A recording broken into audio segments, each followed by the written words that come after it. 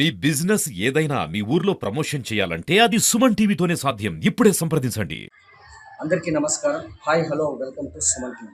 నేను మీ హరి. ఈరోజు అన్నమయ్య జిల్లా మదనపల్లి నియోజకవర్గం రామసముద్రం మండలంలో ఉన్నటువంటి మట్లవారిపల్లి జెడ్పీ హై స్కూల్ నందు ఆ పాఠశాలను చూస్తుంటే కనీసం ఒక ఎన్ఆర్ఐ పాఠశాలకి ధీటుగా పాఠశాల అయితే మనకి కనిపిస్తుంది ఈరోజు. ఎందుకంటే ఎక్కడ గోడలపైన చూసిన పాఠశాల గోడలపైన చూసిన జాతీయ నాయకులు, ఇండియా మ్యాప్ అయితేనేమి, ఇలాగ మన రాష్ట్ర మ్యాప్ అయితేనేమి, ఇలాంటి ప్రతి ఒక్క జాతీయ నాయకుల ఫోటోలతో దర్శనమిస్తుంది. పాఠశాల మొత్తం కలకలలాడుతుంది. ఉపాధ్యాయులు చెప్పుకోవచ్చు. ఎందుకంటే వారికి ఇప్పుడు ఉన్నటువంటి దాదాపు 320 మంది పిల్లలు ఇక్కడ ఉన్నారు. బట్ నేను కూడా ఇదే పాఠశాలలో చదివాను. అప్పుడు మాకున్నటువంటి ఉపాధ్యాయ బృందం ఎలా ఉండిందో ఇప్పుడు అదే ఉపాధ్యాయ బృందం అలాగే కూర్పుతో ఒకరిని మమేకమైతూ విద్యార్థులకు మంచి చక్కటి విద్యాబోధన అందిస్తున్నారు.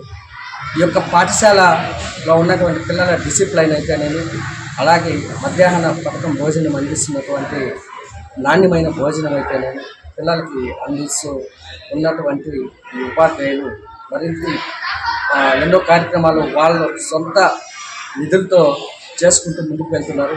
అంటే వేరే వాళ్ళ మీద ఆధారపడకుండా వాళ్ళు వారి వంతు చేసుకుంటూ ముందుకు వెళ్తున్నారు. మనతో ప్రస్తుతం పాఠశాల సోషల్ ఉపాధ్యాయులు రమణ గారు అయితే మనతో ఉన్నారు. మరిన్ని విశేషాలు ఆయన అడిగి తెలుసుకునే ప్రయత్నం అయితే సార్. నమస్తే సార్. చెప్పండి సార్, ఈరోజు పాఠశాల అనిపిస్తుంది ఎంతో ఆనందంగా అందులో మీరు కీలకంగా కనిపిస్తుంది. ఎందుకంటే ఎక్కడ పంపైన రమణ సోషల్ టీచర్ అనేసి కనిపిస్తుంది. చెప్పండి సార్, మీరు ఎలా అవుతున్నారు? ఈ ఆలోచన మీకు ఎలా వచ్చింది? ఎక్కడైనా ఎప్పుడైనా ప్రజల పక్షాన ప్రజల నాడిని అంచనా వేసి ప్రజా సమస్యల పట్ల నిత్యం పోరాటం చేసేటటువంటి సుమన్ టీవీ పాత్రికేయులైనటువంటి హరేంద్ర గారికి మా తరపు నుంచి, మా పాఠశాల తరపు నుంచి, మా హెడ్ మాస్టర్ సార్ నుంచి, మా ఉపాధ్యాయ బృందం నుంచి, మా పిల్లల నుంచి ప్రత్యేక ధన్యవాదాలు తెలియజేస్తున్నాం. ముఖ్యంగా ఈ పాఠశాలలో దాదాపు 2017లో నేను సాంఘిక శాస్త్ర ఉపాధ్యాయుడిగా నేను అపాయింట్మెంట్ అయ్యాను. ట్రాన్స్ఫర్లో రావడం జరిగింది.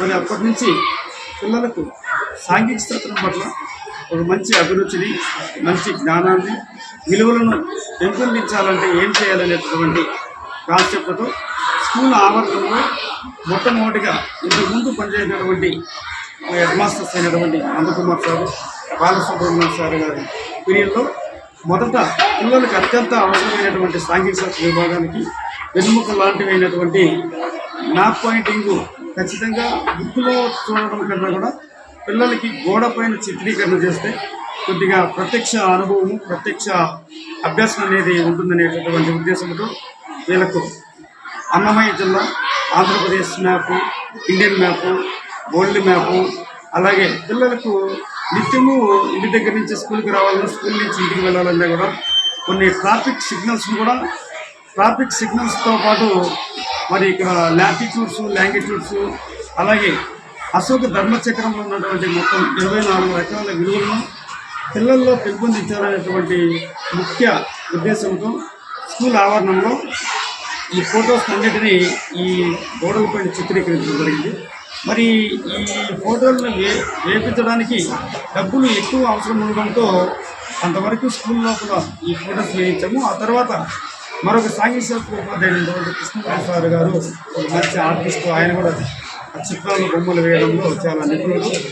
ఆ వ్యక్తిని ఉపయోగించుకొని మా సాంఘిక శాస్త్ర ఉపాధ్యాయుడు కృష్ణమూర్తి సార్లు కొన్ని రకాల ఇతరితర సాంఘిక శాస్త్ర సబ్జెక్టు విషయంలో ఉన్నటువంటి ఫోటోలను స్కూల్లో చిత్రీకరించడం జరిగింది.